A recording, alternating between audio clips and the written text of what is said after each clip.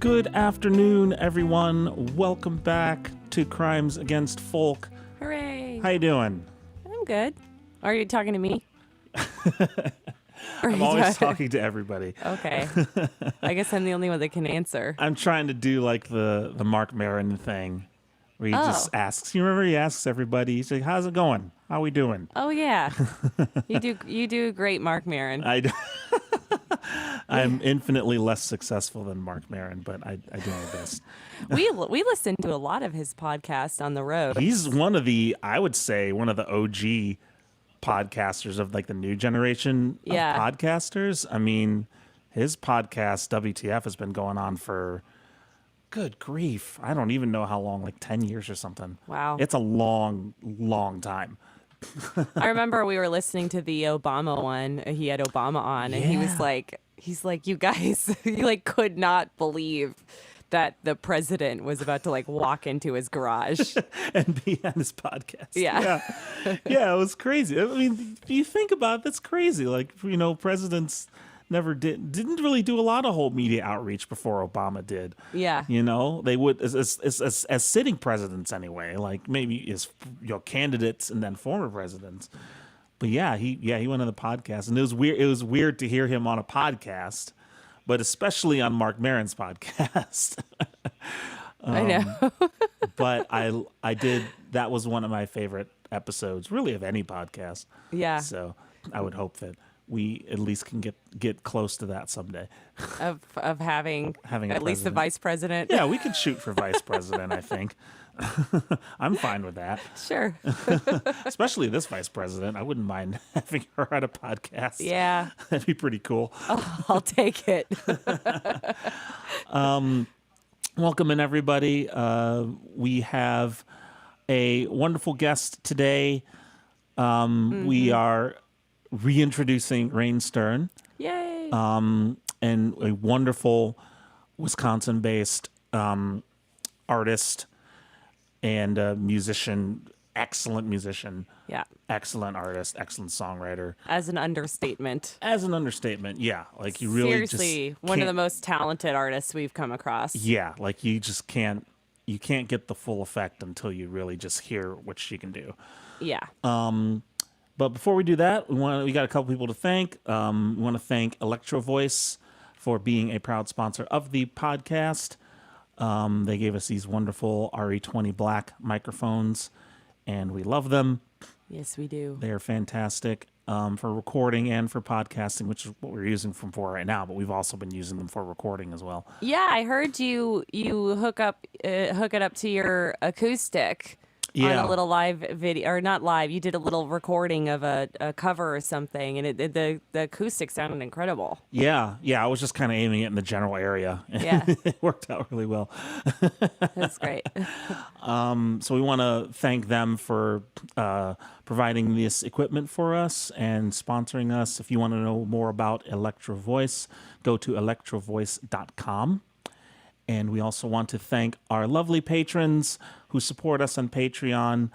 Directly supporting this podcast is a fantastic way to keep it going. We give you a lot of extra bonus videos, like bonus stories and bonus tips and tricks and behind-the-scenes stuff on our songs and our music videos, lots of stuff. And we put it at the basic tier, so it's only $5 a month to get a lot of that stuff. What a bargain. what a bargain. So if you want to know more about our Patreon and sign up for that, it is at patreon.com/crimesagainstfolk. Yep. So I think without any further ado, let's bring Raine in, shall we? Let's bring her on. Okay, I will bring her in, but I have to do, again, a few gymnastic things.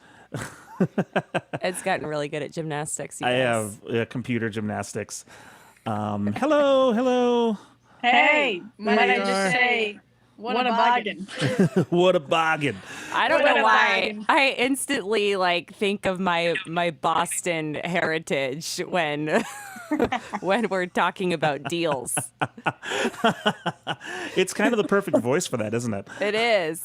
Oh, these wicked chairs. What a bargain. They're I wicked was awesome. actually just sitting in the waiting room virtually, listening to you guys, smiling ear to ear, of course, at the goofiness, but also was thinking to myself that both of you have very podcast voices. So Oh.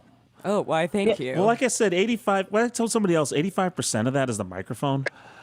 yes, no, it is. It's really like a quality thing. You go from like just setting up your dad's max quality it can shoot is like 360p or something. You set up your little home camera and you take a video of yourself, and then you're like, oh man, I don't really have a good speaking, podcasty PA announcer voice. And then you get like a Shure, like MV7 SM7? podcast microphone, and then you're like, You're like, am I a oh, radio show host? I'm a podcaster now. Am I a talk show personality right now? Right? Yeah, I know we've got one of those. it's fooled us into thinking that we're actually podcasters now. We forget that we're musicians. We're like, well, we're podcasters, so Right. That's legit. We have actually kind of our mindset has shifted pretty slightly to being podcasters now at the moment, which is kind of funny. Right. It's something that my partner Lydia and I actually started to do. Oh yeah. And then Cool. we filmed one episode. It was a lot of work editing it, which makes it not a podcast because we filmed it and it's not just audio. And then not only that, but then we added like little funny quips and edits and cuts in there and stuff. So now it's just vlogging. And but yeah, we've very loosely used the term and abused the term podcast. And we've actually did 2 whole other episodes that have yet to be edited and put out there. But we did them like a couple months ago, and things have just been absolutely crazy. So, Yeah. Well, what's the name of your podcast? I haven't seen this. I want to check it out. so we it's very early in its stages, but we're still, I think, kind of figuring out a name. We were just thinking about calling it the Raine and Lid Radio Hour. Oh, nice. But because we want it to be a bit more of a variety show in what we're willing to talk about and delve into, and the possibilities are more open if it's kind of got this broad, just, hey, come on and enjoy this radio hour with me and Lydia. Yeah.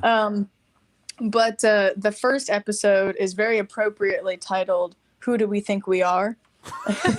as we just go across the cosmos in terms of our minds and what we're talking about, and very opinionated, and yeah. Perfect. So Like all good podcast hackers, like us. yeah. Yeah, here, listen to me roar. Yeah, you just pretend to know what you're talking about and then trick everybody. Yeah. I don't have a PhD in this topic, but I will talk to you about it for 45 minutes. I mean, that's how Stuff You Should Know has been going on for freaking 11 years. Like, Totally. they just research what they do and then tell us about it. And it's it's still pretty entertaining. And they've been doing it for a long time. Yeah, I would much rather get my history lessons from those guys than anybody with a PhD. So Yep. Love it.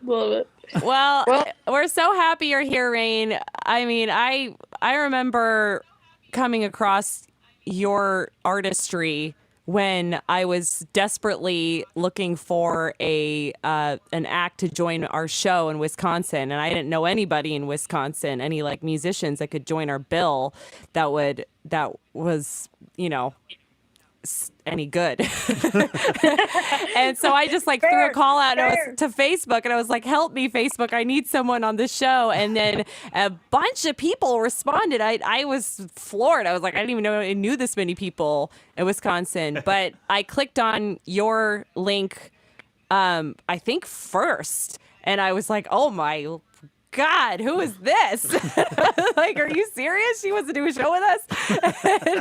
and I didn't even bother like looking any further at anybody else. And you said you would do it, and that was, yeah, you're just an incredible artist. And I mean, how many instruments do you play? First of all, thank you very much. Secondly, I had a great time just playing for basically each other that night. Yeah. There's nobody there. Because it was, I think the weather might have been weird. Was it raining, or am I it was recalling raining this pretty wrong? decently that night. It was, kinda chilly. yeah, and I think a lot of people chose to stay home. And I think I also kind of joined the bill with you guys sort of last minute, and so Yep. I didn't have like a ton of time to promote or anything, maybe only a week. And anyways, excuses. It was still so much fun. Yeah. It really was. It was Meeting a you blast. guys, and everybody was so good. And, it was one of those intimate moments where it felt like some friends hanging out, just playing each other's songs and being like, you're an artist, I'm an artist, you get it. Even though we had just met. And that's that real, recognized, real good people kind of instantaneous thing. Mm-hmm. Yeah. Now to actually answer your question, I play guitar, both acoustic and electric, keys, bass, and drums. Confidently can say I do those. And I produce as well. So now everything else that I play is really just me writing and programming in like MIDI horns or, things like that. Yeah. And then I just get other people to do it. So woodwinds, brass instruments, they're super expensive, and not that I haven't invested thousands of dollars into my stringed instruments, but Right. it's just one of those things where I'm like, okay, how much time is it going to take me to learn how to play saxophone? How busy am I? How much money is that going to cost? But it is something that I have an interest in doing. Cool. It'll be a down the road thing. Yeah. Well, if anyone could do it, you can. Yeah, exactly. Thank you. I'm Raine Stern. I'm just going to pick up this instrument and master it in a month. Oh, thank you, guys. What guitars do you have? I'm just curious what you play. The first guitar I ever got was this black mini Squier Stratocaster, and I was a kid. I was 11, and then very quickly grew out of that, and I ended up giving that guitar to my niece, actually, who now plays piano, and I'm very proud of her. Nice. I take credit, and so now I have a Tele. I've got an American Telecaster, Ooh, nice. A 1959 reissue Strat. I have, they're super. I always forget the name of it. I have a Parker Fly, which is I don't know if you know what that is, but No. it's a not very common guitar. It's super weird looking. For anybody who is curious, like just look up Parker Fly. I have like a silver sparkly one. nice. It's got super weird headstocks. They're like really thin and long and rectangular. Whoa, that is crazy looking. Yeah. Like the strings they're so thin that the strings are actually like not over the wood. they're like just suspended and then they just connect, if you kind of know what I'm saying. Yeah. And then I have recently taken to Kiesel guitars, and I have a custom-made Kiesel with like a grayish, ashy Burl's Eye top and an ebony fretboard and an upside-down headstock as kind of an homage to like Jimi Hendrix, and it's really awesome. It's definitely the nicest guitar I own. I've heard of this company. I'm looking at it right now, and I know I've heard of this company before. Beauty. Yeah, I'm looking up images. What beautiful guitars. It's Keisel, right? Yep. Cool. That's it. And then I actually I think that they would be okay with me saying this, so I'll say it. Kiesel made me that guitar for free because they want to sign me as an artist. Awesome. Nice. And I have every intention of working with them and signing with them when I contractually legally can. Yeah. But I'm currently owned by NBC, so can you explain that a little bit to our audience, because we know why, but they may not know why. So I am on the current airing season 20 of The Voice, top 40 right now. Woo-hoo. And blind auditions have already aired. You can check out my blind audition on YouTube, but also NBC app.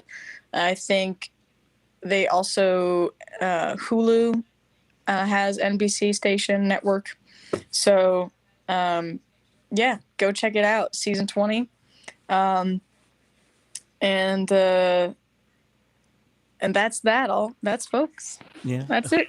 Yeah, well, and we talked to Raine a little bit before the show, because I asked her if she wanted to talk about how much she wanted to talk about The Voice, because I know it's kind of an exciting topic for a lot of people, and I just and we all are in agreement here, and I think most independent musicians would feel the same way, that doesn't define you as an artist. In fact, like, there's so much that Raine has accomplished up until this point. So I hope that this is an awesome boost for you, and I hope you take the whole thing and win it. I mean, you definitely have the. I think you can totally win this thing. But if you don't, I hope it gives you a little boost and your socials or whatever. But yeah, I know we didn't want to focus on it too much because the artistry is what is the important topic here. Right. Yeah. But can we let's get the voice thing out of the way, and let's go through it and kick it to the side. No. No, it is a big deal. It is something I never saw myself doing, kind of for the reasons you were just stating. It's just kind of off-brand for me, you know? Yeah. But around this time last year, the quarantine went into effect, and gigs and recording studios, everything shuts down. So I'm talking with my partner Lydia about what I can do to supplement this income. I mean, I'm an artist and musician, and that's how I've been putting a roof over my head and feeding myself, and since I was 18 years old. So I was not devastated, but definitely felt like a rug had been pulled out from underneath me. And she comes up with this idea called Quarantunes, where people commission me with Venmo or PayPal or something of the sort, and then if you say, okay, $100 to do this song, then I put what I feel is $100 worth of effort into covering that song and uploading it to YouTube.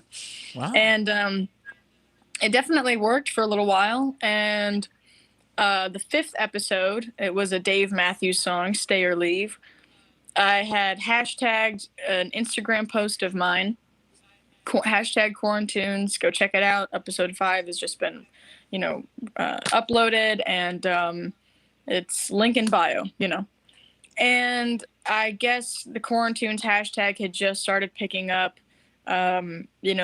Me and Lydia and a few other people had thought of it, but it wasn't so saturated that it was like impossible to scroll through that search bar. Yeah. And the explore page. I'm still learning social media. And a talent scout that works for NBC had found me through that hashtag, checked out my Instagram profile, liked what she was seeing, the androgyny, the curly hair, the colors, the instruments, etc., the passion. Yeah. And then she clicked on my link, watched some YouTube videos, and was like, holy heck, wrote me an email, asked me to try out. And what was I going to say? Bah, sorry, I'm too busy sitting at home waiting for the world to go back to normal. Yeah. So they asked me to submit 3 videos, 3 different songs. I did. They got back to me that day that I submitted them. It took me like a week, just kind of living my life, doing some things, and then I submitted them, and then they were like, cool, let's schedule an interview. I did a Zoom interview. And then they were like, all right, we're going to package this up and showcase you as like a little package deal to our producers, and we'll give you a call in July. And then July rolled around, and I didn't hear back from them. Mm-hmm. And then I was like, all right, well, whatever. And then August rolled around, and then I get a call from a random California number, zip code, and then or area code, and they're like, hey, is this Raine? And I was like, it is. Who's this? And then they were like, yeah, you made it. You've been selected. What's your nearest airport? We're gonna fly you out. So nice. Yeah, and then that was a whole, like, there was like kind of a pre-flying out sort of, we're going to send you a COVID test. We're going to give you a 500 plus questionnaire to make sure that you're sane. All these little things that go into being a contestant on the show before you even step onto the blind audition stage. So, wow. Yeah. And then I lived there for the entirety of October. Oh my gosh. Yeah. Wow. Just for that one episode, by the way. That's really interesting. I actually am really glad to have this insight because, you don't really know. And that's actually one of the things we love to do on the show is pull the veil off, like what is happening behind the scenes, Right. Mm-hmm. And that's really interesting. And just think about how much work that NBC has to put into the one show. It's a whole month of flying an artist out, and I'm sure they paid you and all of that for just one episode. Which they do actually pay their contestants, and it's not, very much, but, weeks where we're not filming, we get paid a much lesser amount, but they do cover our room and board. And our travel expenses, and then weeks that we are filming, it's like we get paid like 4 or 5 times the amount that we almost kind of get this like stipend almost. While we're just hanging out, and then, but we're not just hanging out. Like we are doing pre-production, kind of rehearsing with the band, singing for a vocal coach, and then they go, okay, yeah, I'll work on this, or maybe you should change the key, things like that. And then we have one like just band rehearsal that's not being filmed, nothing like that. And then we have one stage rehearsal, which is basically just do a pass, give us a sound check. All right, cool. Next time you're on this stage, it's going to be in front of the coaches. Wow. And that's that is without like getting into the day-to-day details, more or less what happened Gotcha. out there. Yeah. But they have 86 people that they fly out that they have to do that with, and then only 40 of them actually make it onto the show. Good grief. So they have a surplus of people, and not everybody even gets to audition. So you're going to hang out for the full month, go through the whole process that everybody else goes through, and you might not even get the opportunity to get on that stage because the chairs are full, or the seats, the team seats are full. You know, that happened to a good friend of mine, actually. My friend Jay Allen, that happened to him. He flew out there, spent the month there, and didn't even get to audition. Yeah. Yep. And it happens. And it's not that those people aren't just as talented or good at singing.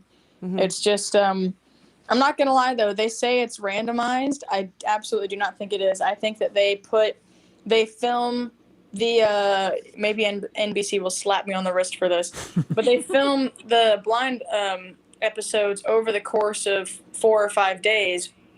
And, you know, because they can't audition everybody in one day. Yeah. And especially with COVID, you know, they want to make sure that they're keeping everybody separate. And so they're not putting 10 contestants into a van. They're putting one contestant into a van and hauling us all separately. And, you know, you're wearing a mask until the second before you step out onto the stage. And then you toss it in a little bin and everything. Yeah. What was I saying though about it's the blind auditions take place over several days, and I think, you know, that they put the people that they for sure want to have a shot in those first couple days. Yeah, that doesn't surprise you know me, what I mean? really. They've already selected down their best options for TV, because you have to remember it's not just a talent show, it's a reality TV show. Right. So they're trying to make good TV, and so they want you to have a personality. You know, if you're like super young and really good looking, that's good for TV. But if you're kind of odd looking and you're from like the middle of nowhere and then you can sing, it's like, oh, everybody's super surprised when somebody's like seems like they're a little weird or something like that. And it's just like, it not that has anything to do with talent, but we all know how these things work, you know. And I'm under the impression that it's not random, and that that the people that they for sure want on the show, it's not that they get chosen. I don't think they tell the coaches to pick you or anything like that. I just think that they're going to give you an audition first. They're like put in the position where they will have more of a chance to audition at any point. Exactly. And even that makes sense. And then if you audition and you still make good TV, but the coaches didn't turn around, they'll probably still air your audition. Yeah. You know what I mean? It's just that, and then some people get montaged and some people don't. And so, yeah, I mean, I made it through that whole process. Wow. Yeah. I was on day 3. So, you know, there couldn't have possibly been all the seats full by the time I went, because it was like 15 people a day go. And so on the first 2 days, if every single person made it through, which didn't happen, then 30 people would make it. And then there's still like 10 seats available by the time I go. Right. So I knew by the time I went that I was going to have a shot. Yeah. Yeah. And not everybody knows that. Yeah. So. And were you nervous at all, or were you just kind of... My mom had called me that morning and said, hey, remember that the real reason you do this is not to impress, you know, Kelly Clarkson or Blake or anybody. It's to connect with people. So don't sing to the coaches, sing past them, like sing to the world. That's really good advice. Oh, that just gave me the chills. That is good advice. So All right, Mom.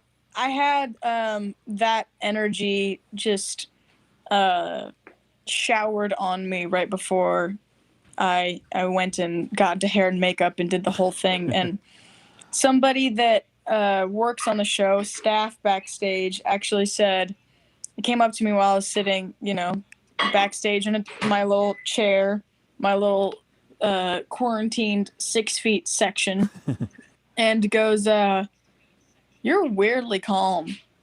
Like, most of the time, contestants are like shaking and rubbing their hands together and like just running over their lines, and you're just like sitting here.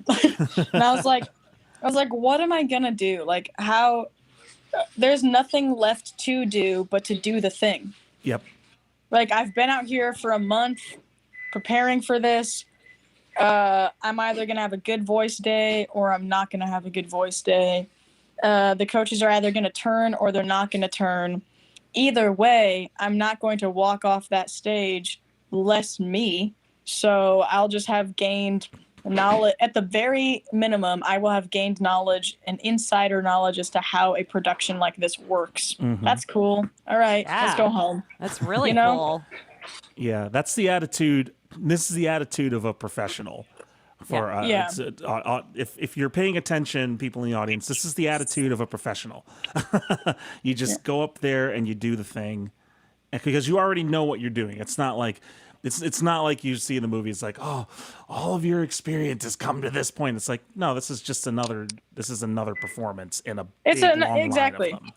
Yeah, I appreciate you saying that, because honestly, we film B-roll and we film these days where they'll literally say to you, okay, pace from this marker to this marker, and I want you to like rub your hands together, and I want you to like think about like your excitement and your nerves, and like tell us why it's so important for you to win the show. And I'm like, it's not important for me to win the show.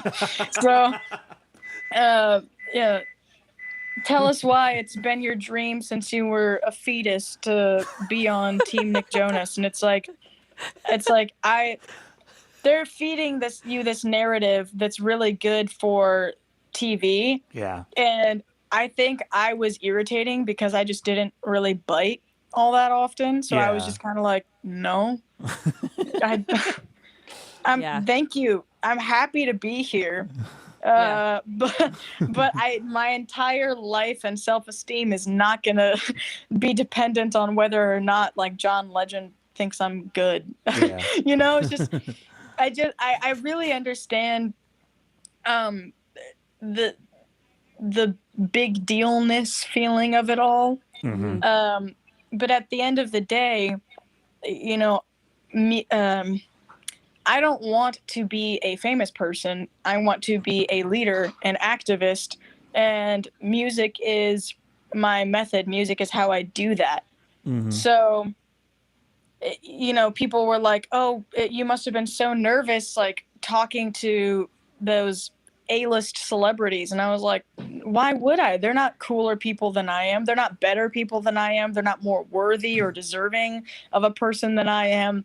They just have like a really crazy life where a shit ton of people know their name. Mm-hmm. But that doesn't make my value like, I'm not doing this comparison thing that other people are. I'm just like, I'm me. No one's ever going to do me as well as I'm going to do me, and vice versa. So, also I'm like totally the black sheep on the show and the contestants. Like, I'm the odd guy out, and I know it, and they know it, and it's already been talked about. I've already had other contestants be like, Raine, you're like the weird one of the season. And I'm like, I'm well aware. Like, I'm well aware that's me. I know that's like the typecasting character, whatever. I fill that role. That's my niche. And it's I'm like, yeah, I'm 22 years old, androgynous, gay woman from Wisconsin, and I shred guitar. I know I'm weird. and that's just like a tiny little description, but once we actually start like diving into like my personality, the things that I care about, the fact that I don't actually like social media, but I'm like the perfect age of person to be obsessed with it, and I'm like not about it. Like, yeah, I know. Like every other contestant's either out there like doing TikTok dance videos or something, and I'm just like can't wait for this to be over so I can drop my album. Which is, I don't want this to come off like I dislike the show or No, it dislike doesn't. anybody. It doesn't. It's really just, I'm just very realistic, I think, and just I'm aware that this show isn't remotely any kind of end game for me. It's just a stepping stone. It's kind of a publicity stunt almost on my part. Yeah. Like, okay, now these people know about me.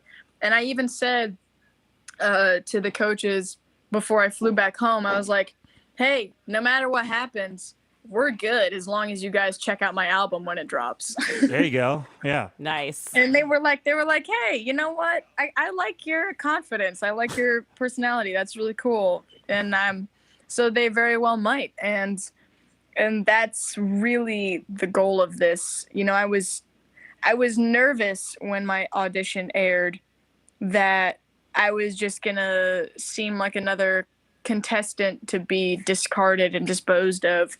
But I really was hoping that my person and my intentions and my artistry would actually be the thing that came through the screen to people, and that they would connect to that.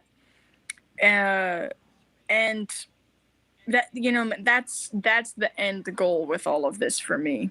If I win or don't win, I could kind of care less. Yeah.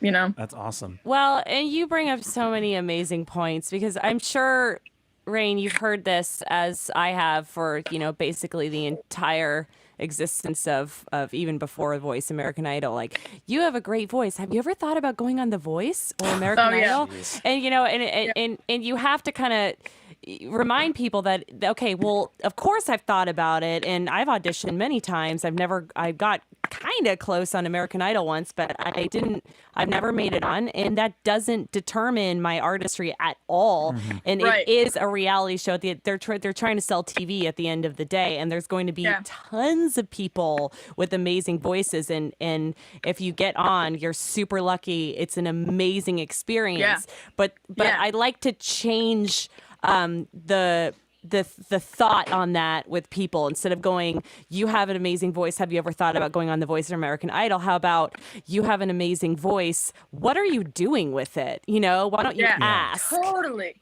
Yeah. I'm so in agreement with you on that. I think that's another reason why it's like, oh my gosh, was it so intimidating talking to the coaches? No, because I could care less about how good looking you are or how amazing your Botox injections are. Like, I don't really care about that. I'm more like, with the tools that you have, what are you doing with them? Yeah.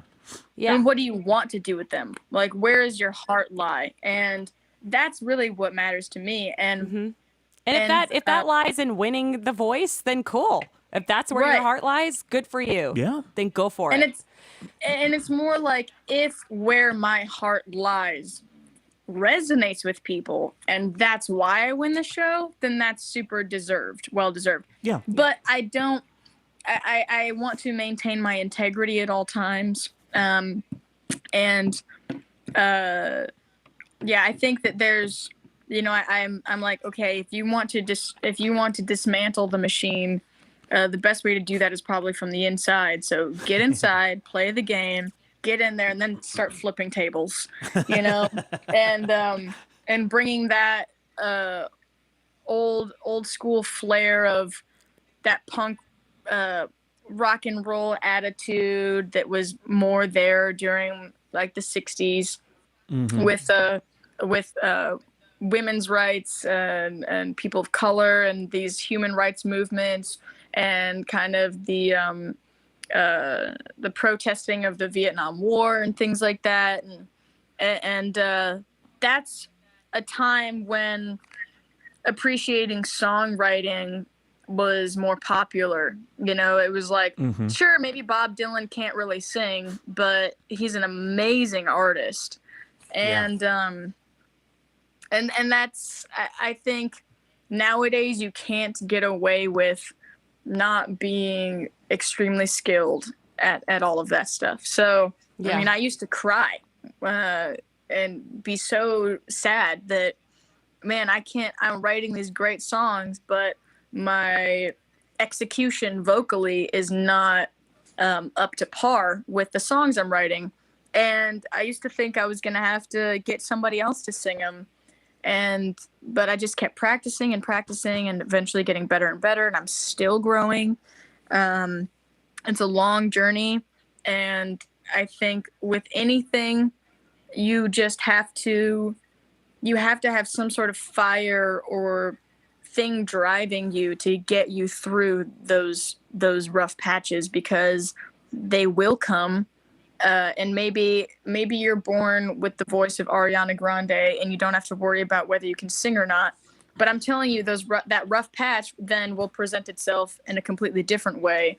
And you just have to be ready and willing to face whatever that is.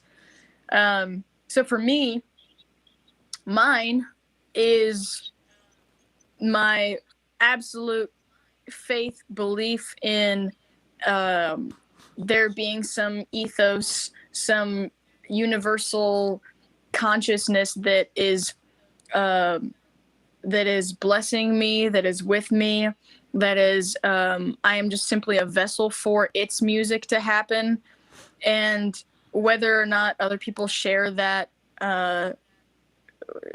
belief with me is totally fine. I'm unlike many religious people. I'm not here to convince anyone of anything. But I'm done trying to scream from the rooftops at people to change and to wake up and to care about each other, care about themselves, care about the earth. What I will do, though, is that I will get a full band, a choir, and maybe a symphony orchestra together, and then we'll just send you to your knees. And then you can just deal with whatever comes from the music. And it's not me doing it, it's the music doing it. I feel like it's extremely important to have that separation in your ego. And that's another thing that's missing in mainstream media and pop, is that egocentrism. It's become about how sexy and these commodities commodifying themselves and each other. And that's just, it's a fleeting thing. It's something it's like a carrot dangling in front of your face, and it's never really going to be real. It won't really fill you up ever. And someday I'm going to be dead in a coffin, or probably not in a coffin. I'll, probably just put me out on a boat and set it on fire. But before that, I'm going to age and maybe have cancer or lose my hearing, or God knows what will happen. But I will have I will have love for my intentions and what I tried to do that whole time. Because that is the thing that I am the most impressed by, is people's perseverance and their integrity and their dedication to growing and being a better and better person. And if there is nothing else that you hear in my music, I guarantee you it will be that, because I am approaching my songwriting and the way I make art from a totally different angles all the time. And I'm not forcing it. I'm enjoying it. And if I have writer's block, I don't really experience writer's block, because if I'm not in a space to create, I won't.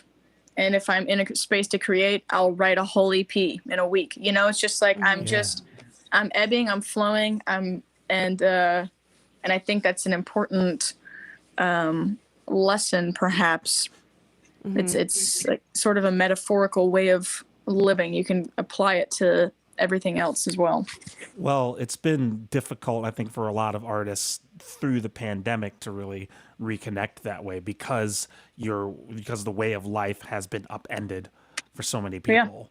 You know, it's been really difficult, and so I think that's, you know, those are good words to remind yourself of, like, you know, especially the ego separation, because I think artists are prone to that sort of egocentrism that you mentioned. That's kind of in as far as art as an industry. Yeah, That's kind of what it is. Not art as a pure kind of form thing. of expression. Yeah, but as an industry, that's sort of almost unavoidable. So I think that's a really good way to kind of remind yourself, yeah, it's not really about you. Right. And I think that's why mainstream media and art, like, they're on one side of things, you have content creators, which is what artists, through the lens of this corporatocracy that we live in, that's how they're framed. But on the other side of things, you have art, which is the full access and range to expression of self, and those are just the antithesis of each other. They're complete opposites, and that's why it's hilarious that it's a business. I get it, but I think, like I was saying earlier, I want to make giving a shit cool again. Yeah, totally. You know, and make that something that that is pop. Like, you can dance, you can shake your booty, and also be learning something valuable, and hear something that's uplifting and not misogynistic or racist, or, you know, like calling women bitch. Sorry if you don't like me swearing on your podcast, but that's fine. Yeah, I think it's just like, I'm not into that. Like, there's a way to be sexy, and there's a way to express yourself that doesn't demean other groups of people. And or yourself. I think it's just I think it should be unacceptable, but it is so grotesquely popular. And that's not me, like, sex shaming.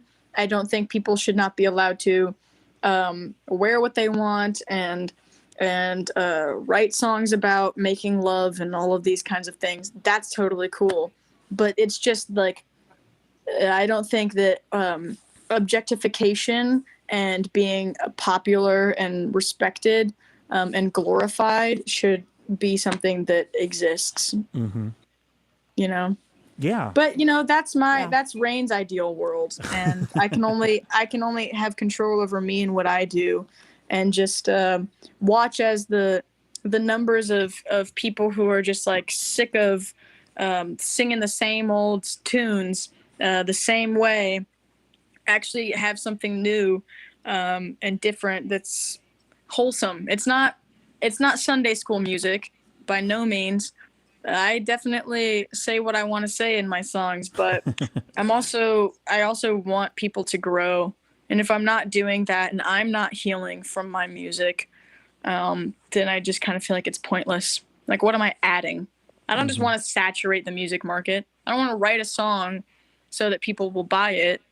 I want to just be listening, observing, get pissed off about some stuff that's going on in the world, feel inspired, make some art, and then hope that it helps people. Like, that's where I'm at, you know? That's beautiful. And I know you said you're under NBC contract, but when are you able to unleash your new album or EP or whatever it is that you're Yeah. working on? So as soon as the show's done airing. So the finale is in May. It's like towards the end of May. So honestly, we've just got a couple more months before I start dropping. Like, I have a music video that I'm shooting in a couple weeks, and it's very involved. There's a lot of planning and little details and nuance and like Easter eggs in the video that some people who are paying a lot of attention or rewatch it will notice. And Cool. Actors, really high quality cameramen and women, and lots of costume changes, hair and makeup artists. I'll just say it's going to be very entertaining to watch. But I kind of want it to be a surprise still. Cool. I can't wait. That sounds awesome. Yeah. I'm like, you don't need to wait give either. any more description than that. You've already sold me. So Yeah. that sounds really fun.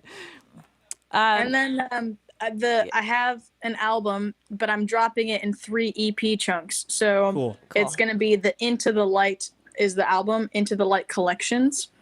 So it'll be a collection 1 in June, collection 2 in August, collection 3 shortly thereafter. And then in the fall, we'll have a full album release party, and it'll be horns, organ, drums, bass, backup vocals. It's going to be big. Nice. So What's behind your thought process on releasing it that way?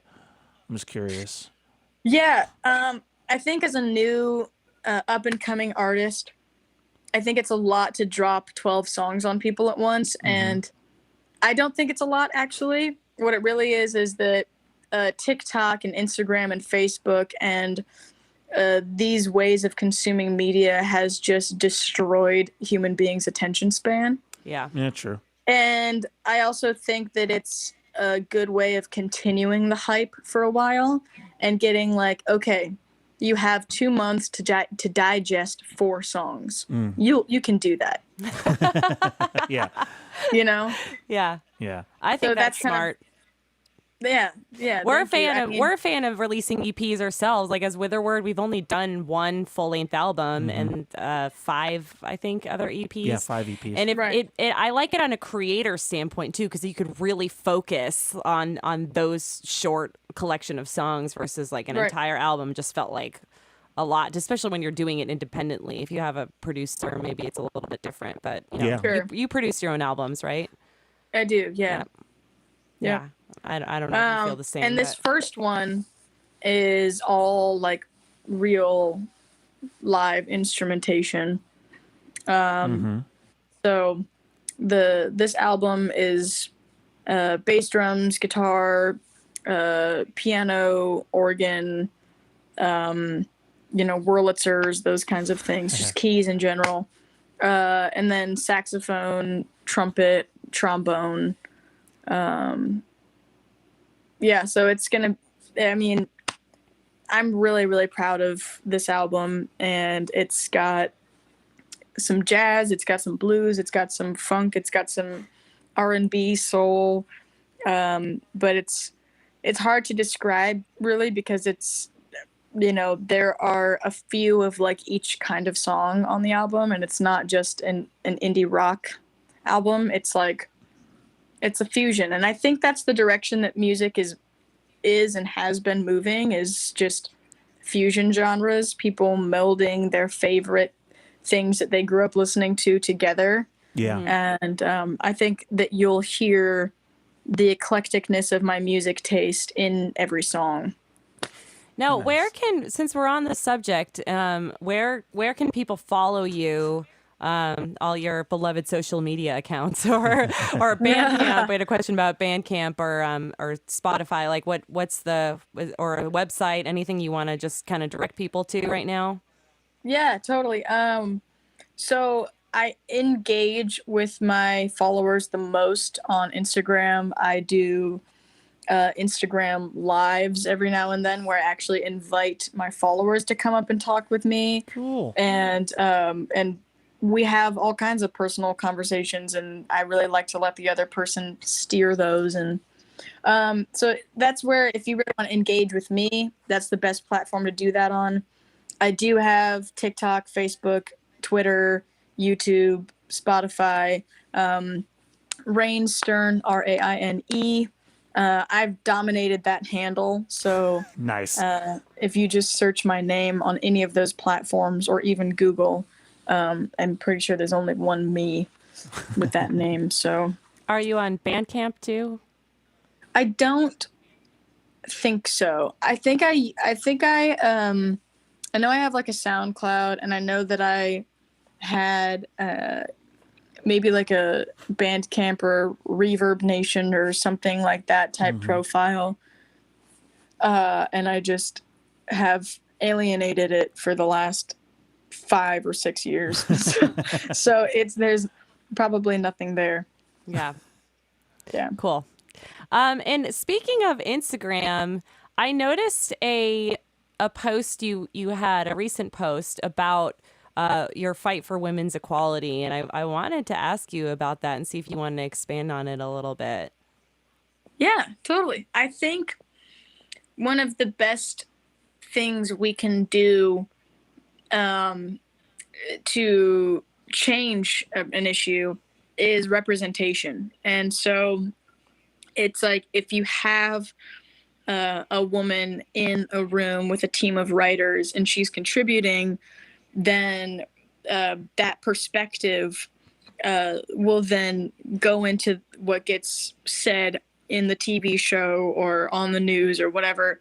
And then women at home are being represented, and it's misogyny has been and still is rampant. It's a real issue. It's not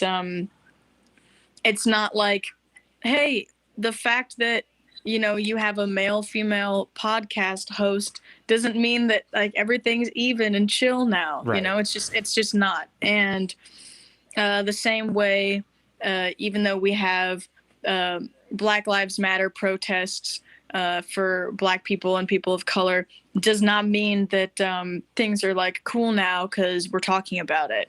We're talking about it because it's not cool. Right.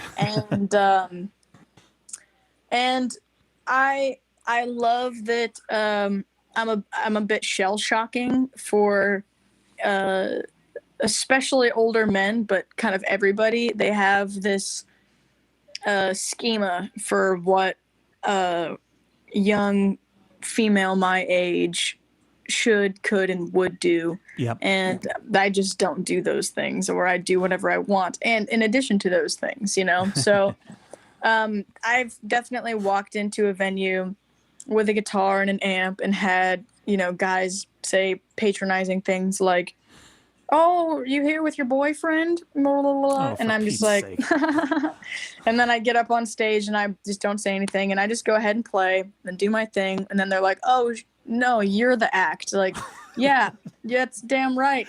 I'm the leader, writer, and arranger of this 9-piece band, mofo. Come on. Yeah. And so again, like I was saying, I'm done like screaming and shouting at people to try to get them to hear me. I think it's proven to not work. But what does work is just completely destroying people's ideas about who fits into what box.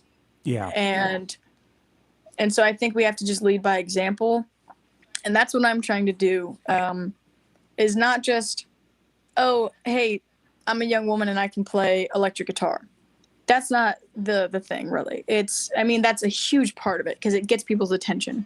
But it's also just, hi, Lenny. See, meet my pup. Hi, Lenny. Come on, pup. You're good. Come here. Show us Lenny. You want to see Lenny? Yes. Yeah. She's guarding her rawhide at the moment. Oh, she's so cute. She is really cute. Yeah, she's really stinking cute. Kravitz. Lenny Kravitz. No, she's actually named after a Stevie Ray Vaughan instrumental piece. Oh, Oh. neat. So Stevie had a partner, Eleonora was her name, but she went by Lenny for short. And he wrote an instrumental piece for her, and the song was called Lenny, and I am in love with that song. So Nice. you've got to quit your boofing over there. Yeah, I think the best thing I can do is break the mold and be happy doing it.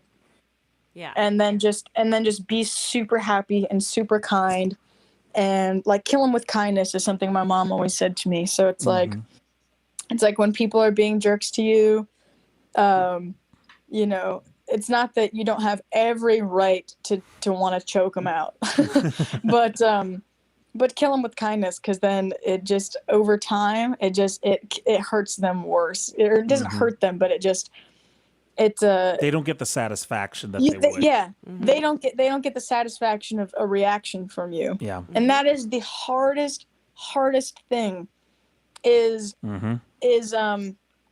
women's anger at men and the patriarchy that we've been living under for thousands of years is a reaction. It's not, oh well, men and women do it. It's like no. And this whole thing of like, well, you know, you can be racist towards a white person too in America. It's like, okay, here's the thing though, that's reactionary.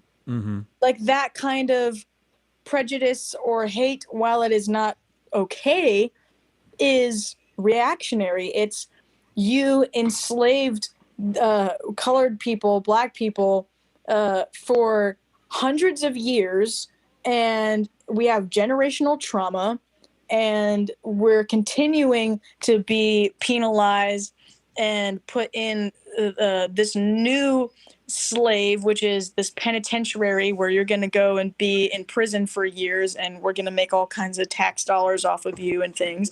And it's like, I mean, they're corporations now, and that's a whole other thing. I could start getting into this stuff for a long time, but yeah, I just think it's really important for, you know, for people to recognize and understand their privilege and do so with humility, and see where like intersectionality, like I am a woman, okay, but I'm also a queer person. And so I have that intersectionality understanding of both of those things.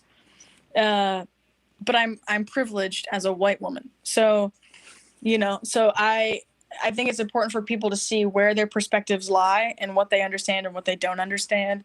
And as soon as you get to a point where you no longer understand the thing, now you just owe it respect. Now you just must respect its difference. And that's what humanity is missing a lot of the time, is it's different, it's wrong, and not it's different, I respect that. Yep. And so yeah, representation, I think, just kind of continuing to be, and instead of reacting as best as we can, leading by example, and doing so with a smile on your face, and then go buy a punching bag and bitch with your friends. Yeah. But I think it's important to not give the evil what it wants, which is your sadness, your insecurity, your defeat. And instead, you know, it's hard because it's like, oh, don't be so emotional, right?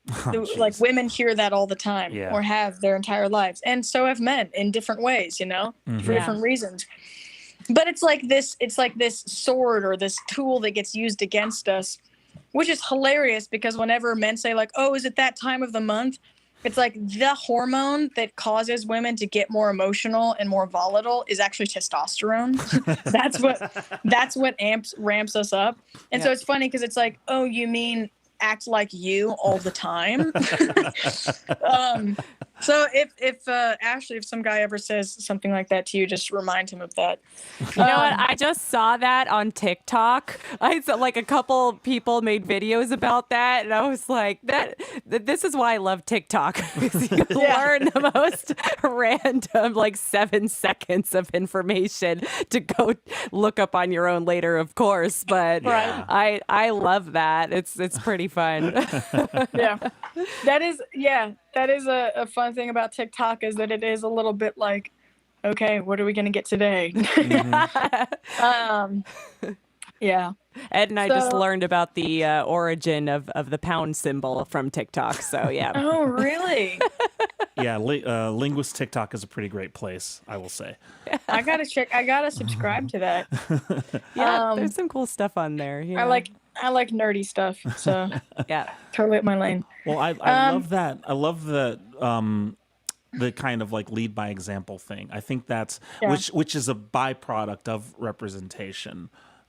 Because if I remember clearly when watching one of my favorite shows, The Good Place. That's one of my favorite shows of all time. And one of the things that really struck me was the character of Chidi, because here's a black academic who has a really, really bad anxiety complex. And it's like, this is one of the few times that you see somebody who is an academic, very smart, but also extremely mentally ill. Yeah. And not necessarily just played up for comedy. Like a lot of times it is, but you see it is very much at the core of his issues. And that's something that a lot of Black people don't see, is when they're represented in media, they are still kind of a monolith. It's changing slightly, but something like the representation of Chidi, like a Black person with mental disabilities, is something you don't really see. So I think when you do, you're going to see so many people who are like, oh, I can relate to that guy. Yeah. And that is super important. It is incredibly important, because the complexity of human beings is not skin deep. Yeah. And it's really crucial that we give that freedom of expression again to everybody. And that's where we're gonna have equality. Is it's like you shouldn't have this us them fear. One of us can be on top, and everybody and at a time. This is not a game of musical chairs. You don't have to feel like you're not going to have your seat. It's nothing like that. And I think it's this illusion that we can't all be happy. Right. We can't all be successful and be ourselves, and that's just not true. And we are better together. I mean, some of the worst things in humanity, or that we're facing right now in the world, can be solved by having more perspectives, more female perspectives, more female leaders, more conversation and understanding between different cultures and ethnicities, and like understanding that. Yeah, I'd so agree with you on that. I think, like you were saying, like I've noticed this quite a bit, where and if you don't have experience as a white person with Black people or other people of color, then you see them as this one monolith, and then you assume that that's what they're like all the time, and you just get fed this thing. And that's the same thing with like queer people. Yeah, when I was on The Voice, they wanted to like be like, oh my God, what was coming out to your parents like, and like, were you bullied and stuff for being gay? And it's fine to have that conversation, but it is getting so old. This narrative of woe is me, and this sad story about being gay. And I wanted to have this. I was like, can I be myself and just be like, yeah, I've had trials and triumphs and all kinds of things come my way, But instead of letting it get me down as a woman or as a queer person or whatever, I was like, you know what? Screw that. I'm going to be a rock star and I'm going to do it really, really loud, cranked up to 11. Yeah. And I wanted people to see me in a happy, healthy relationship with my girlfriend and not paint this narrative of I grew up in a small town and everybody hated the gays, you know, and because it's not that doesn't happen, but I think people just don't see what could be. And I think so often the reason we get stuck is because it's like, here's the problem. Here's a man bleeding on the ground. Everybody alert, alert, stare at the problem, stare at the problem. And we do that in society, but we don't offer solutions. We don't offer this is the way it could look that often. And that's why, like you were mentioning, The Good Place, I also think a great TV show for this kind of thing is Schitt's Creek. Yeah. Because, like David, one of the main characters, is gay. He's not gay. He's actually, he's pansexual. So he's like, I can love and be attracted to anybody. And his parents never question it, make a big deal about it. It just happens. Like, he never gets like beat up at a bar by straight guys. It's just reality. And then it's this crazy thing where you like go, nobody's hating him. Wait, there's a gay person on the screen and nobody's doing anything about it. That's so true. Yeah. And we need more of that. We need more of people being themselves and nobody really talking about it, because it's almost like it's this like quiet Buddhist almost weapon where it's just like a confident woman getting up in front of a crowd of people and like speaking her mind, and then nobody goes, and she was a girl. Right, exactly. Just leave it alone. Just let her be powerful. Yeah. And just talk about how amazing her speech was. And then people will hear she, and they'll hear amazing, and they'll hear powerful, and it'll just slowly start undoing things in their subconscious. It was a person who gave a speech who happened to be a female, not the other way around. Yeah. Exactly. Well, and that's really well said, Raine. That is I think if everybody could listen to you and your way of thinking on this, then we'd be a much better world. That's exactly what you need to do. And we were just talking about this. It's so funny that you're bringing all this up, because we were just talking about this on last week's episode, and we were because there's an episode where Ed had talked about 5 bass players, and he picked all female bass players to talk about. And one of the things that we love the most about the show is we didn't say top 5 amazing female bass players. We just said 5 amazing bass players. Yeah. And Right. that was they're it. just really good. Yeah, because they're all good bass players. Not because they're who female. happen to be women. Like, Yeah.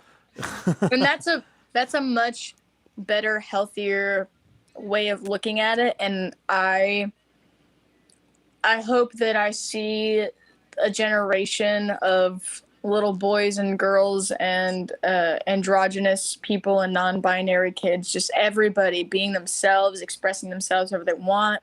yeah. And like, you see that with children where kids will play with different toys and put on different clothes and wear dresses or heels or overalls, whatever, kids just being kids. And then you realize, if you're paying attention, there's not something wrong with the child because they're doing something that's not stereotypically held up and looked at as right. It's, we're actually making up these rules that are just control tactics for society. Yep. But everybody's really unhappy. So why are we still doing that? Yep. And Good question. I think we need to look at children and their honesty and how they'll go up to a person and be like, I don't like your vibe. you know, and like you're in a bad mood, and I think I'm not saying that we should just go around and start being rude to people as adults, because that is the one thing that we do have that children haven't developed yet, with that egocentrism. Yeah. However, there's a beautiful thing to be gained from that, and that is, hey, the way we are naturally and the way that we want to exist naturally is probably the better way to go. Yeah, it's valid. Yeah, Like it it's needs to valid, be. and I think that all forms of oppression are oppression, and I think it's one of the saddest things that I've witnessed is one minority group being like, we want us to be accepted into like what's normal or whatever, and then but not those guys. And I'm Right. like, that's a huge load of irony right there. Yeah. And I think it's a stronger together thing. And also, who cares about like being accepted into what's cool or normal? I think everybody should have health care. Everybody should be allowed to be not normal, and that should be okay. Mm-hmm. And we shouldn't be trying to like fit in with the white upper middle class male straight thing. We should all just be like, hey, culture, like let's just like be ourselves. Mm-hmm. And like there's nothing wrong with straight white well-to-do men unless they've got a problem with me being me. Now we've got a problem, Now but we've got a until then problem. we're cool. Yep. You know, so that's what I want to see. I just Yeah. want to see that. You know, And I have like a very small win in this department. This is so random, but it's something I've been paying attention to. So I just got a puppy, and the puppy's a boy. His name is Garfunkel. And Cute. when I got Garfunkel, my one of my best girlfriends gave me her dog Poochie, who was a female and passed away. Poochie's blanket. The blanket is pink. So Garfunkel goes everywhere wrapped with a little pink blanket. And I have been waiting for somebody to say, why are you wrapping this cute little boy in a pink blanket? And Yeah. nobody has. All I right. can't believe it. Everyone's like, oh, I'm like, no. They go, he or she. I go, it's a he. His name's Garfunkel. They go, oh, he's so cute. Nobody says anything about his pink blanket, which goes with him everywhere. Yeah. So just a small, I'm like waiting for it. I'm like, it's going to happen, but Yeah. it hasn't. Right. Maybe it won't. And that's so hilarious how it's like if you look at animals and you look at the natural world, that should be our example for what's acceptable and what's not acceptable. It's like Yeah. if a tiger doesn't care what color clothing I'm wearing or whether my nails are painted or not, then neither should you. Yeah. He's going to eat you no matter what. True. Yeah, you still taste good. Yeah. Yeah, you're still vulnerable. So get in the truck, quick! Get in the truck. Well, this has been one of the more enlightening chats Oh, yeah. that we have had on this podcast, which is exactly what we were hoping for, and you did not disappoint. Thank you, Raine. And I'm not glad to I put any didn't. pressure on you, but I did have one more question before Yeah. we let you go here. This is not a question you're expecting, Ashley. This is something different. What? Yeah, I got a new question now. Oh, okay. So we typically, there's this question we've been asking everybody, but I wanted to change it up a little bit. What is the first memory you have of driving, if you drive? What was the I very do. first memory you have of that? Ooh, Anything. It doesn't have to be the earliest. Just No, the no, one no, that sticks yeah. out. just the first memory that I have. Yeah. Okay, so I was probably 14, Yeah. and we had a black van, and my No, I must have been even younger. I must have been like in middle school. I must have been like 12. And my parents in Monticello, Wisconsin, had a storefront. My mom's a jeweler, custom goldsmith. Nice. And we had like this horseshoe wraparound balcony on the when you come into the building. It's a beautiful building, built in the late 1800s. And then up above that was our flat, and that's where my family lived. And we didn't have a yard or anything like that, but we wanted to grow vegetables and fruits. And there was a little cafe in the town called M&M Cafe. And Mike and Mary, who owned it. I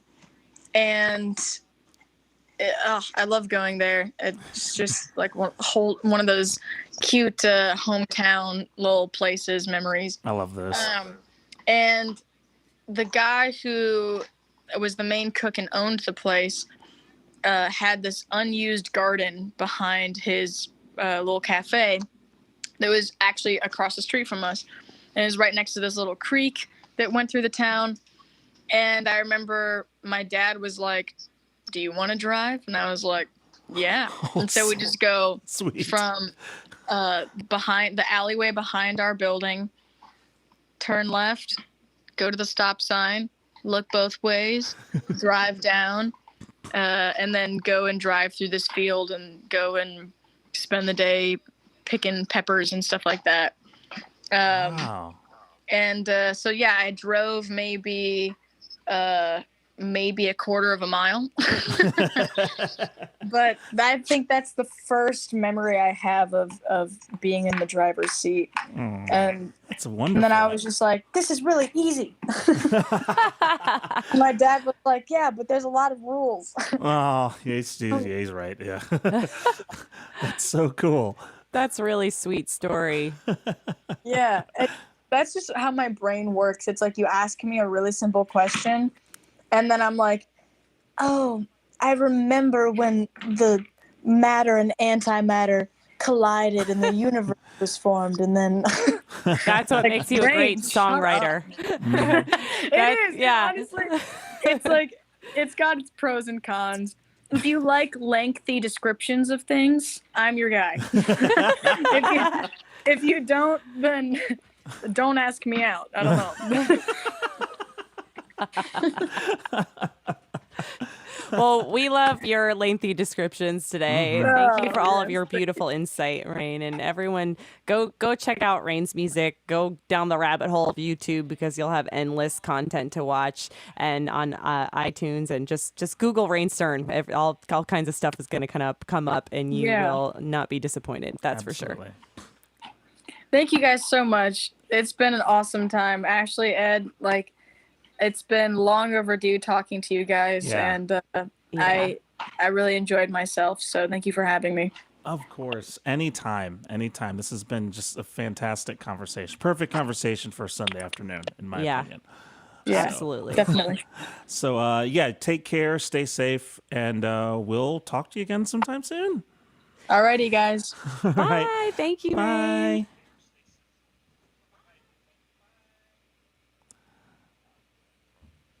That was awesome.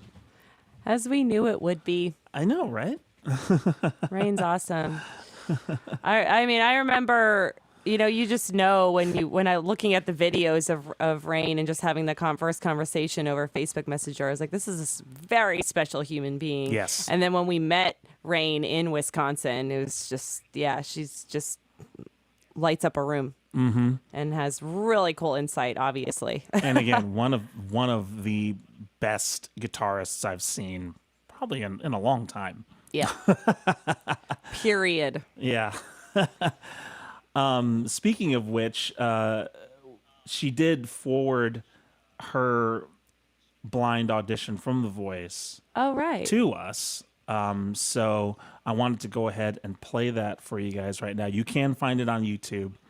But since we're all here, I figured I would go ahead and play that. It's a great performance, and it's really cool. So I'd say good call on that. Yeah, it's really great. So this is Raine Stern her blind audition on The Voice.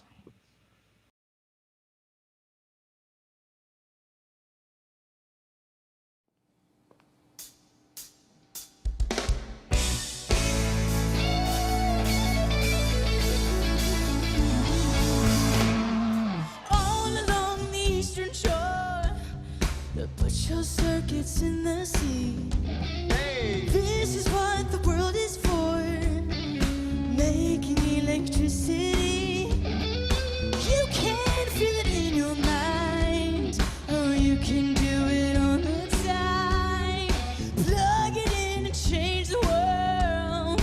You are my electric girl.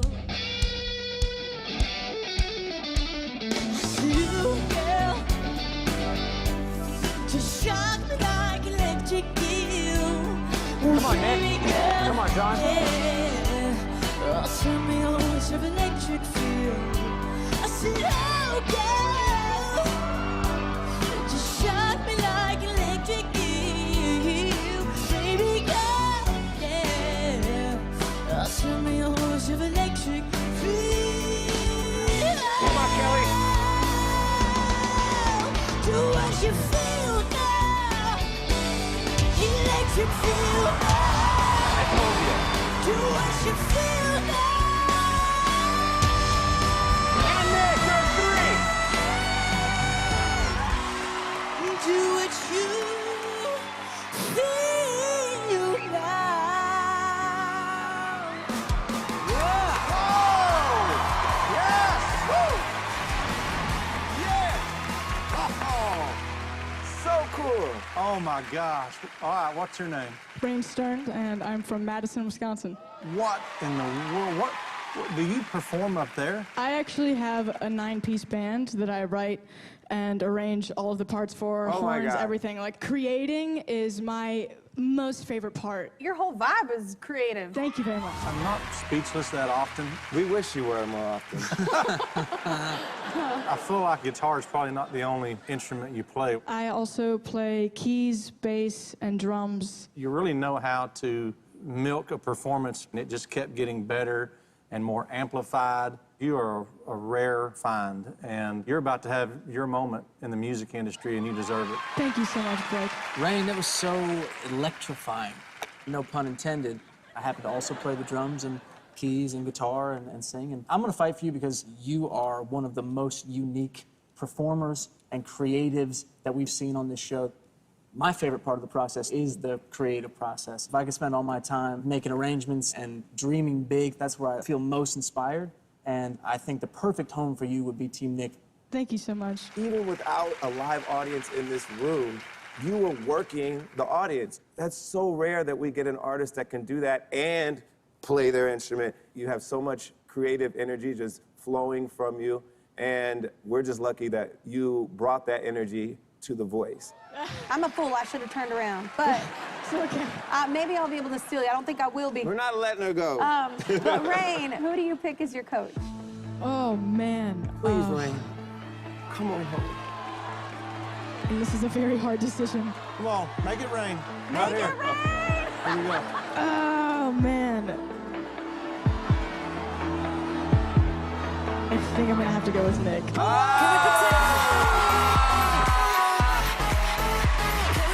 It feels good to not be the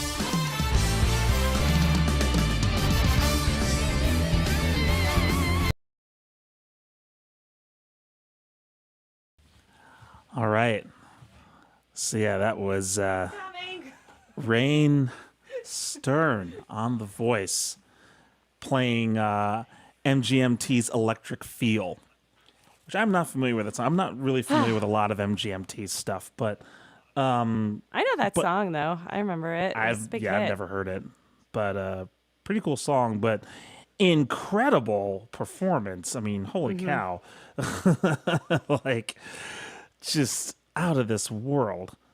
I think Kelly Clarkson was obviously kicking herself. Like, why did I not turn Well, around? yeah, she said straight up, "I'm an idiot. I should have turned around." Yeah, I mean, I can imagine. You know, it's you hear a lot of talent, so you're probably trying. Like, maybe she was like trying to piece her team in a certain way. I don't know, but But yeah, I think Nick Jonas was actually a good way to go considering he's a multi-instrumentalist just like her. So I think I think that was probably the way to go too.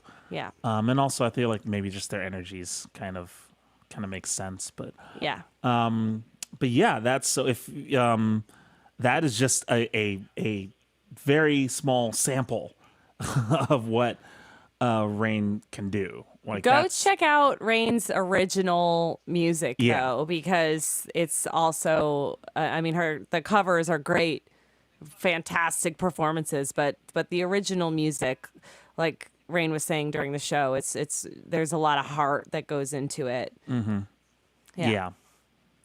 Yeah, so definitely check out her original music, especially because, she's trying to, say something through it. Yeah. So that is definitely something you need to check out. Yep.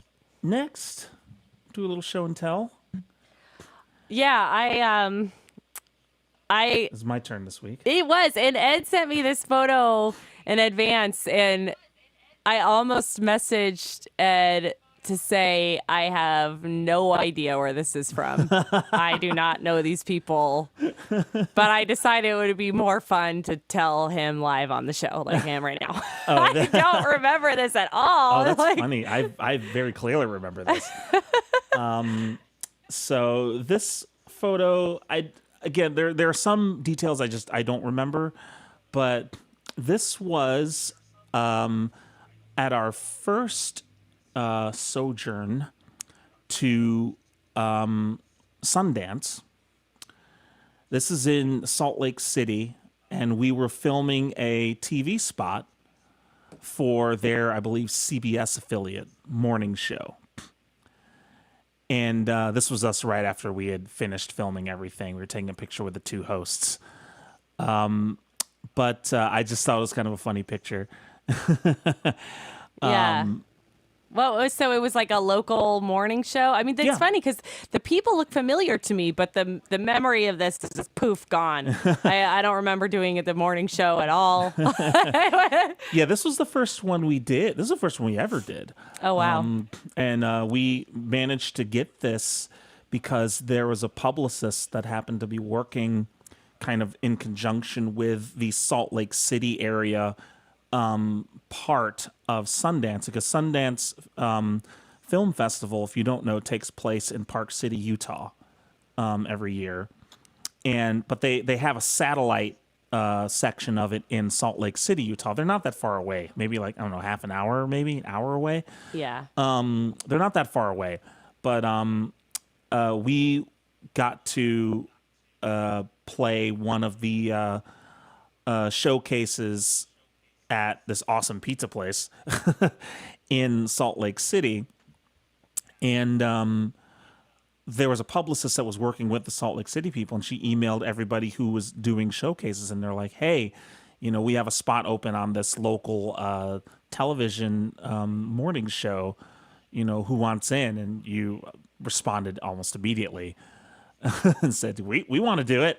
Yeah. And so we managed to do it, and it was filmed beforehand. It was not filmed live like our other ones were. Ah, okay. And we did it. We went in and we did it before. We did it kind of filmed it separately, and they just cut it in afterwards. Yeah. But yeah, I sadly cannot remember the name of the show or those people, but I do remember doing this, and this was the first TV appearance we ever did. I'm not sure if it's on YouTube or not. Well, that was an exciting. That Sundance feature was really exciting too. I remember we also got in the newspaper, which was really cool. Yeah. Because it was like I don't know if it was the front page or if it was the front page of the section, but regardless, there were two photos on this page. In really big photos. And we were on the bottom, and it was me and Ed, and above us in a separate article on the top were Tig Notaro and Sarah Silverman. And I was like, we're on the same page of a newspaper.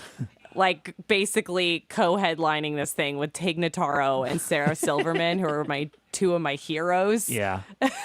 Like, holy cow. Yeah. Okay. It was pretty great. Yeah, that was really exciting moment, and the shows are really fun. They're nice people there, so Yeah. Yeah, the people at that pizza place were really great. They were super nice to us. they were. We did it a couple years in a row, didn't we? Yeah, we did. Yeah. We sure did. Yeah, they were really nice people. So So yeah, I thought that was kind of a funny photo to bring back. I just kind of saw it in the timeline, and I thought, oh yeah, I remember when we did our first television morning show. yeah. Yeah. Wow. I'll have to look up on YouTube and see if I can find that. Yeah, I'm not sure if it's on YouTube or not. It might still be up there. This was a few years ago, after all. Yeah. But yeah, that was my show and tell. I thought that was pretty fun. Yeah. And lastly, I wanted to bust out this older Witherward video that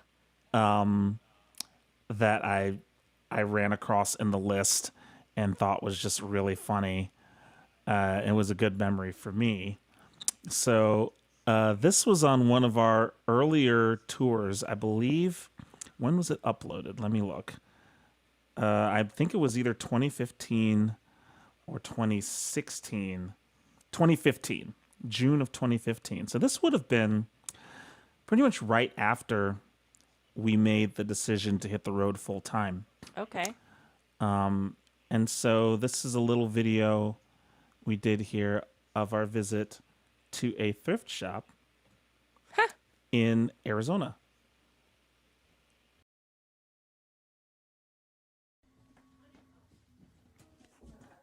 I just wanted to get a video of my entire childhood in one.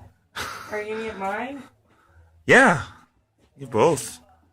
Look at this, Lord of the Rings on VHS. That just makes me feel old. Like, it just seems so silly. And then, I can't believe I even made that. yeah, and then yeah, this makes both of us feel really, really old. The best part. It is absolutely hello? the best part. Can we just take this out for a second? Yes. My girl. Oh. That's the special extra edition. I know, I kind of want to get Dude, it's only 50 cents. Dude, you should get that. I am, of course, going to get this. Yeah. What is happening?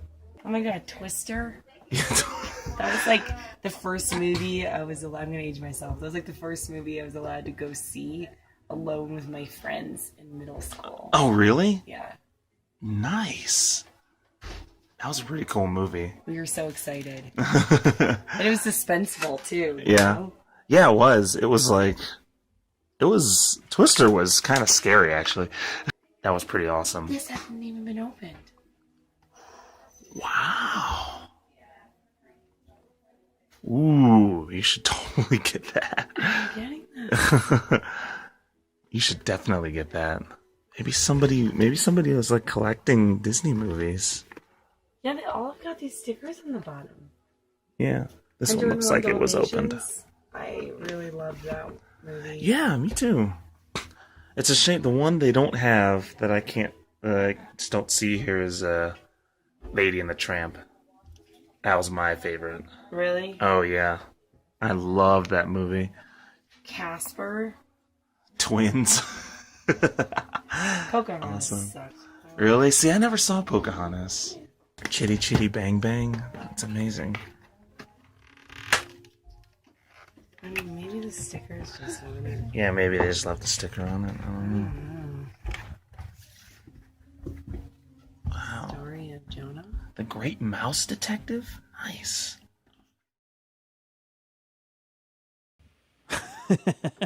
Nice, Ed. Yeah. Yeah, I like that. I thought that was pretty great. I forgot about that. You can tell where that must be 2015. It's 2015. Wow. My voice sounds so scratchy in that. Yeah. I don't know what 2015. maybe we had a show the night before, but I can't remember. Yeah, but that maybe. was a that thrift store that's on the Beeline. That's where that was, which Yeah. is near Heber, I guess. I think that's the city it's I think near. so. Heber Overgaard. I wish I knew where that Little Mermaid VHS was. It's got to be somewhere. Yeah. Do you still have a VCR you can play it in? No. Maybe. I don't know. There's all kinds of stuff in this house I'm unaware of. That was a nice memory. That was kind of funny. Yeah, I remember walking into that place and just being like, "Whoa, look at all these VHS tapes." Yeah. Yeah, I know, right? So many of them I remember I also had. Like I also had Little Mermaid. I Yeah. also had Aladdin, and I had a few others too. Again, like Lady and the Tramp was my favorite that they didn't have, and Yeah. I think 101 Dalmatians. I also had that one too. I feel bad for saying Pocahontas sucked because maybe somebody likes it out there. That's okay. I just didn't love it. They're just, I think the Disney movies are pretty divisive, I would say. Yeah. But yeah, that's our show. Yay. For today, we want to thank our special guest, Raine Stern, Yes, thank you. for joining us. That was a wonderful conversation. Please do check out her music. You will not be disappointed. We also want to thank our sponsor, EV. If you want to know more about Electro Voice, go to electrovoice.com and check out all of the fine audio hardware they have on offer. We do have a Patreon.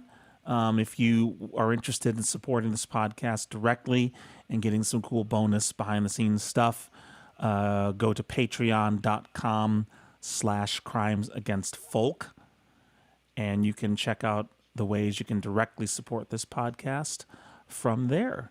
Yeah. Shall we end with a song? Do you have anything in mind? I don't. Maybe we should do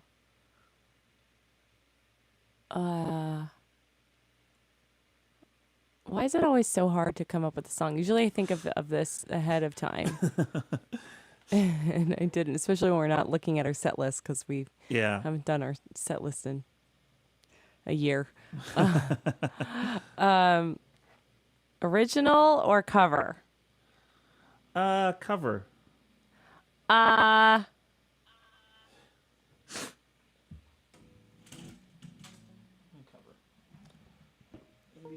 Oh. What if we did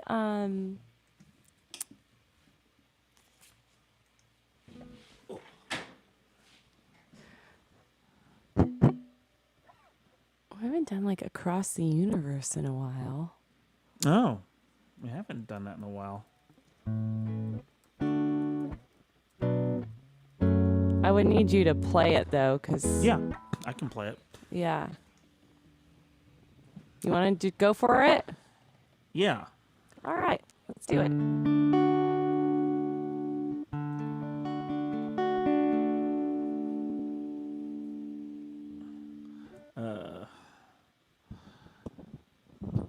Okay. You ready? Ready. It's gonna be interesting because we're. I don't know if we've done this before over Jamulus or not. I don't know. I don't remember.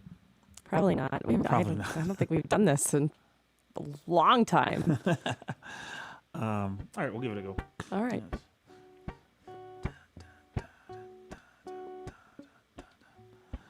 One and two and three and four and. Words are flowing out like endless rain into a paper cup. They slither while they pass, they slip away across the universe. Pools of sorrow, waves of joy are drifting through my open mind, possessing and caressing me. Jai Guru.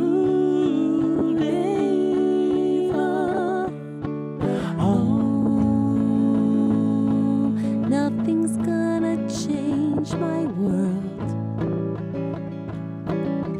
Nothing's gonna change my world. Images of broken light which dance before me like across the universe. Thoughts meander like a restless wind inside a letterbox. They tumble blindly as they make their way across the universe. Jai Guru Deva. Nothing's gonna change my world. Nothing's gonna change my world. Nothing's gonna change my world. Nothing's gonna change my world. Sounds of laughter, shades of life are ringing in ears, inciting and inviting me. Limitless, undying love which shines around me like a million suns and calls me on and on across the universe. Jai Guru Deva. Nothing's gonna change my world. Nothing's gonna change my world. Nothing's gonna change my world. Nothing's gonna change my world. Nothing's gonna change my world. Nothing's gonna change my world. Nothing's gonna change my world. Nothing's gonna change my world. Nothing's gonna change my world. Nothing's gonna change my world. Jai Guru Deva. Jai Guru Deva. Jai Guru Deva. Jai Guru Deva.